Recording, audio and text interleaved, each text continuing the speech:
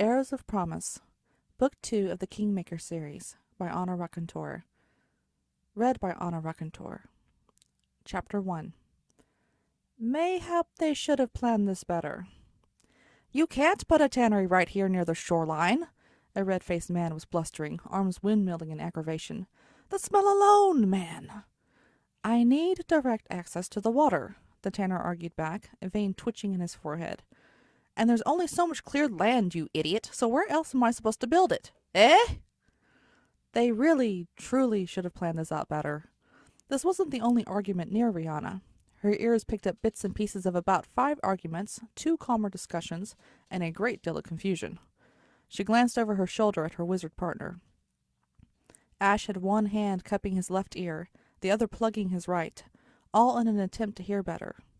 With all of the noise around them, even his magical whatchamacallits weren't able to relay Ashland's voice clearly to him. Catching her eye, he twitched his mouth into a quick frown and gave her a minute shake of the head. So, he couldn't reach either Ashland or Edward? Well, that wasn't good. Clearly, they'd fallen short here. Someone should have thought this through. They'd been so focused on contacting the people, putting in the contracts, and gathering the supplies that they had failed to plan out how the new settlement should be built. They had no plan for the layout of the settlement, and some people were jockeying for position. They'd only been on the new land 3 hours and barely had anything unloaded from the boats, and already there were arguments springing up all over the place. Rihanna turned to Ash and asked, "Be it no possible to just use the layout of the city?" He blinked at her as if this idea had not even occurred to him. "We don't have enough land cleared to be able to mimic it exactly." She put her hands on her hips and looked at him with bemused exasperation. "Coriander, take it, man. Do you no think that the settlement will grow eventually to rival the size of the city, especially with the way people be flooding in?" Seeing that he had taken her point, she continued, "We do not need to do the exact layout of the city right this second. All we need to do be start the bare bones of it." Ash looked up the shoreline and then slowly turned, taking in everything that he had cleared. A contemplative frown furrowed between his eyes. "There still isn't quite enough space to do what you're suggesting. But I can clear some of the land today, and I think it'll be possible after that point. Certainly I can get people started in the right places while I clear a little more space." He clapped a hand on the back of her shoulder and squeezed before raising his voice so that the whole crowd could hear him. "Everyone, listen up. We have a plan in place. We will duplicate the layout of the city here in the settlement. Right now there is not quite enough space to do so, but I will clear more of the trees today, and we can spread out completely tomorrow. For now, I will mark where the roads are going to go. As I do that, I will also mark out how much land each building will get. For now, get everything off the boats, and if you know what street your business should be on, then organize yourselves to where you were on the correct street."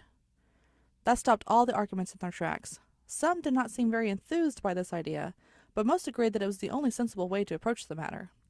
Rihanna had a notion that people would not be able to organize themselves quite as well as Ash expected them to. So as he went around burning lines into the soil and creating magical signs to name the roads, she tried to organize the people into the right groups. It took a lot of hopping on her part and shouting the same words over and over, but eventually she was able to get them more or less sorted. Edward's hopeful estimation that they would be able to start construction by the second day turned out to be a total miss. By the time they got the boats unloaded, the lines of the settlement drawn out, and people sorted to where they should go, they were in danger of losing the light completely. People stopped at that point and set up tents and cook fires and got ready to make dinner for the night.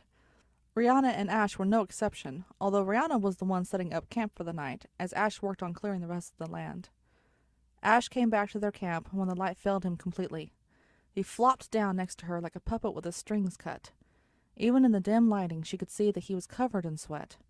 Without a word she ladled up a bowl of soup and dropped a long piece of flatbread into it before handing it over. He ate the whole bowl so quickly that it seemed as if he inhaled it. He handed it back to her for a refill, which she did, but this time he actually said something to her before eating. "It's cleared." "Everyone be sorted out," she assured him. "They might rearrange themselves a little, as there was talk when I left about who'd be best where, but they all know more or less where they need to be." "Thank Maka for that. We really should have come over here ahead of time and worked everything out before people arrived." They truly should have, but even now Rihanna had no idea when they would have found the time. Ever since she had arrived in Estelle, she had been going hither and thither, without more than 10 minutes to sit and gather her peace of mind. And the idea of the settlement itself was so new that they had not even assigned a provost to it yet. Ash was deemed the intern provost until one could be officially appointed. As settlements went, this one was well funded and well supplied. They already had more people here than the entirety of her hometown. They had tanners, blacksmiths, loggers, miners, and at least one innkeeper that had the sense to get in on the ground floor. As Ash recuperated, Rihanna sat there and tried to think logically through what needed to happen next. Not everyone over here was set to create a business, of course, as they had at least 100 contracted workers who had agreed to do specific things in exchange for land and building supplies. So they had people on hand to build the city structure itself.